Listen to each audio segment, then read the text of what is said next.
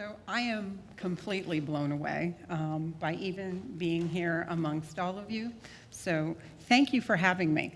I'm a lawyer, so that's the first strike against me. I work for a large corporation, so I suspect that might be the second strike against me. But the good news is that I'm also an innovator and a humanist, and I get to work inside of a large organization as a lawyer, which means a lot of the time they actually listen to me. So as Sal told you, let me get the clicker, I have had a very interesting summer. A summer that began when we were in Australia with the NSA disclosure by Mr. Snowden of our government and the use and collection of phone records, the metadata, not the phone calls themselves, about all of our phone calls and phone calls of individuals around the world.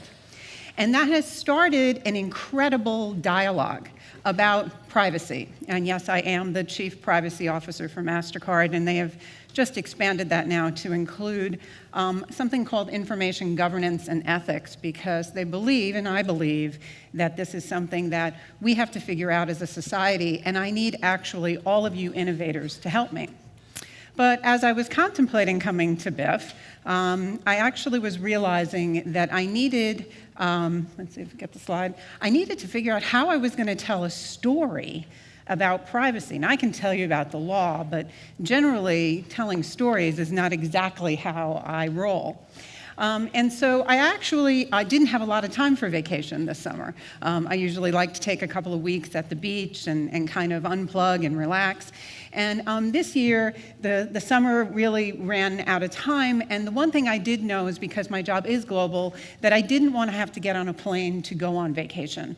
I wanted to go within driving distance. I wanted someplace where I could get to quickly. I also had learned my lesson from Australia that I also knew I would probably need to be accessible. And so I decided to rent a beach house in Misquamicut, Rhode Island, which is a beach town. Those of you who are Rhode Island, beautiful beach town, love it. Had a great time, except I picked the 1 week of the summer where the weather didn't really cooperate. Remember that kind of gray, cloudy week, the end of August? That was my vacation week. And so I had invited friends and family to come and join me as they could for that week. And on one of the more cloudy days where the weather wasn't really cooperating in the morning, one of my friends had never been to Newport, which is about a 45-minute drive away from Misquamicut. And those of you who have not had the opportunity to visit Newport, I highly recommend it. Newport is a great colonial town, but it's really known for the mansions that I'm showing you behind me. I'm also a designer. That often throws people. How can a lawyer be a designer? And it was really, really hard until I read the Steve Jobs book, and now everybody gets it, right? So I'm a designer. I do interior design on the side. I also teach at Pratt Institute. So when my friend Jane said she had never been to Newport, I thought, what better than to spend the cloudy day touring some of the big mansions? And so we spent the two mansions behind me. The top one is the Breakers, a very famous mansion. These were summer homes of the very wealthy, robber barons of the industrial age, right? So the Vanderbilts, the Morgans, the Astors, those are the names of the people who owned these homes. And they were retreats, and they would all go up there for about 8 weeks and give fancy balls and costume parties. But as a designer, it's kind of a treasure trove of the materials that were used, and visually just really different than my everyday. But as I was staring out at the ocean and I was waiting for my friends to finish up, they were looking in the gift shop and still wandering around the gardens, I was staring out at the ocean, and the ocean really kind of calms me and brings me down. And I thought, okay, I'm going to be back in Rhode Island in just a couple of weeks at BIF. How am I going to tell my story? And it hit me. I was in the exact perfect place to start my story about privacy. So these very mansions were the byproduct of the industrial age.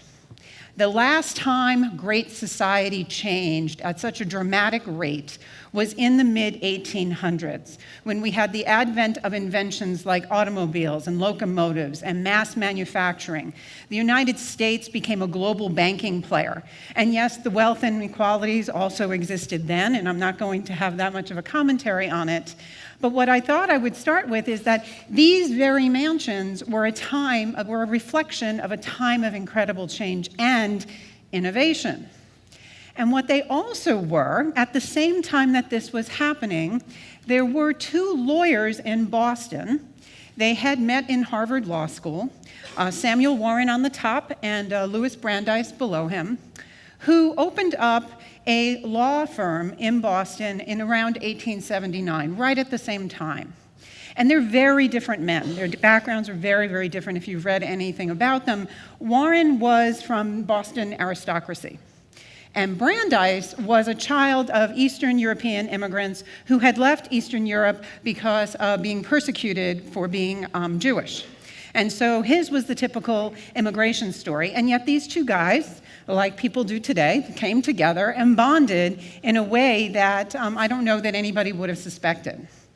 But anyway, Samuel Warren, being the aristocrat, also married very well. He married a woman by the name of Mabel Bayard, who was a senator's daughter from, I think, the state of Montana. And it was one of these societal moments in the country of old money meeting Western money, new money, if you will. And so what was also happening at this time of great change was that we had newspapers, and we had yellow journalism, and we had the tabloids, and we had photography, which was actually much more prevalent than it had ever been before, and it was accompanying newspaper articles much like these. And they were tracking the Warren Bayard family like crazy. Over 60 articles were monitoring this family across the country, which was considered quite outrageous. And I think Samuel Warren had had enough by the time they published the list of mourners at his mother's funeral. At the same time, Brandeis came from a family where his family had been persecuted for the exposure of something sensitive, right? Religion, faith. And so the two of them aligned, and in 1890, actually set the stage for the right to privacy as we even know it and as it is discussed today. And I thought, great, I can start my story with the backdrop of privacy as a right being created right as I'm standing in Newport where these mansions are. Now, I will never do them justice, but this is the right to be let alone is ultimately the right to privacy. And so I know we don't do notes, but I would never be able to memorize their words exactly right. But what they wrote is that there exists a legal right to be let alone, and the right that had never been defined before, and that it was needed because of the advancement and the incursion of the industrial age upon man. And they wrote, the intensity and complexity of life upon man, upon the advancing civilization, has rendered it necessary for some retreat from the world, because man has become so sensitized and so invaded that solitude and privacy have become more essential to the individual than ever before. It is more hurtful to invade a man's privacy than to inflict mere bodily harm. And I thought, wow, he could be talking about now, right? Because remember, I had spent the summer with the NSA. And so I put up our industrial change and our industrial age for all of you because I want you to see the parallels of the advancement of communication, the advancement of industry, the advancement of technology in parallel to the advancement in Warren and Brandeis's age. Because the paradigms, the social paradigms were changing then for them, and they're changing for us now. And I would argue that one of the reasons we're having more conversation about privacy is because the nature of the changes we're undergoing are more and more invasive. They were talking about the ability to close the door and be let alone, but we all learned this summer we can't close the door. The devices in our pockets are collecting information about us even when the doors are closed. And the information that's being collected for one purpose may be being used for another purpose. And we may think that's okay, and we may welcome some of the protections of security. But at what point do we get a chance to engage in the conversation? And I think that's what Warren and Brandeis are talking about in their article and in the baseline of what we talk about privacy laws today. But one of the other speakers said it very well, that the laws are never the solution. Law lags innovation, guys. I'm sure you know that better than anybody, right? The laws follow what's going on. They never are ahead of the curve. So if we just look to law, we're going to be waiting a really long time, and you guys are going to create a world that's going to be way over here, and the law is going to be somewhere back over in the middle, or maybe all the way over here, right? I mean, we're talking about the law in the NSA case is the wiretapping law. Do you know that Brandeis, when he made it to the Supreme Court, that was the law before him? I'm not kidding. The serendipity of this stuff is amazing. So as a privacy professional, I see this cartoon all the time. It just embodies what people say to me at cocktail parties, right? Privacy, why bother if you've done nothing wrong? JoAnn, there is no such thing as privacy, just give it up. And I would argue that that may be true, but I don't want to live in a world where I don't get to say and I don't get to choose. And the good news about the NSA scandal, if there is good news, it has changed the paradigm. And this is the cartoon that actually I'm being sent much more frequently and represents the shift in the conversation, right? I stole your Facebook login, I have your cell phone records and your email passwords, right? But no big deal. Now notice privacy's not on the slide, but I love the guy's face, right? It kind of says it all. Because this is like, wait a minute, I thought I was okay. I thought, I sign up for stuff, I maybe read the privacy policy, I shrug my shoulders, and what more can I do, right?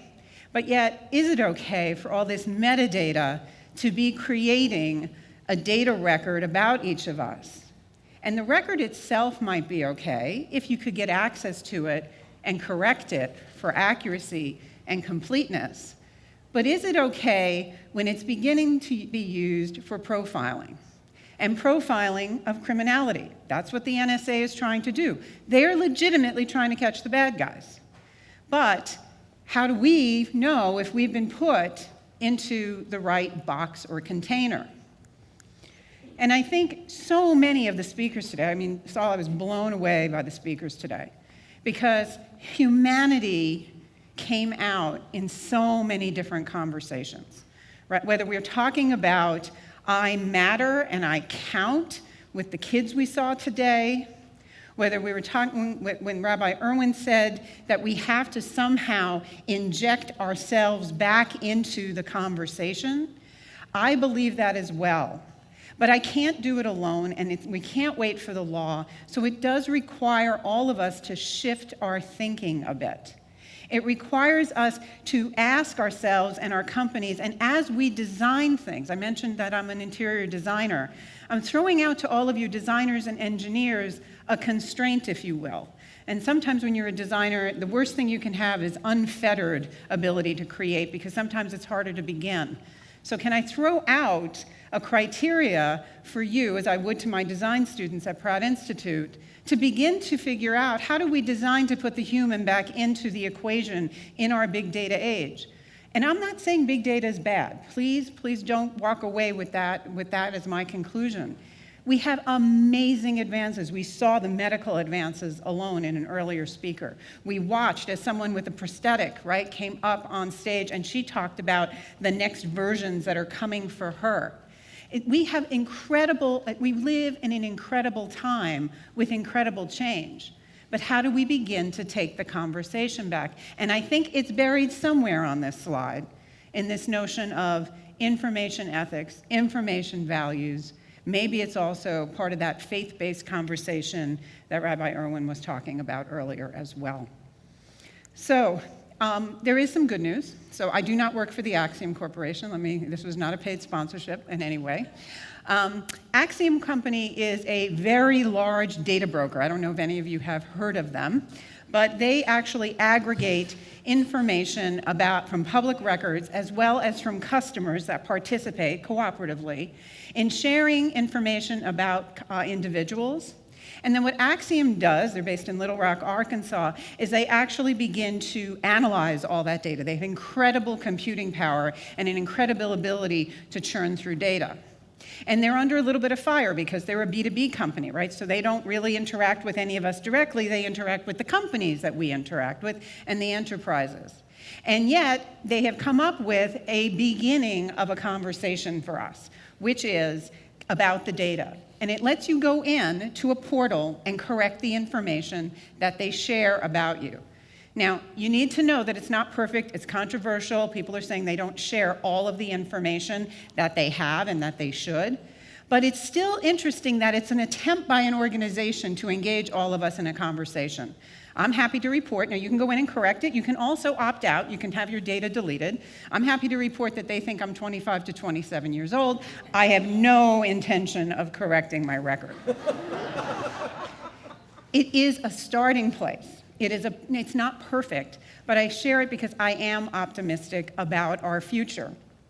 I think we heard today from so many different people about the opportunities that we have in front of us, and that we as innovators, as you as designers, as you as entrepreneurs, as educators, really, really understand that we are at a real crossroads, and that we need to move forward, we need to move the conversation forward. And in my point of view, privacy matters, and it needs to be part of the conversation. We need to set a new way of talking about this, a new way for each of us to engage. And I remain committed to this conversation. I have passion about this conversation, and I hope you come along on my journey. Thank you.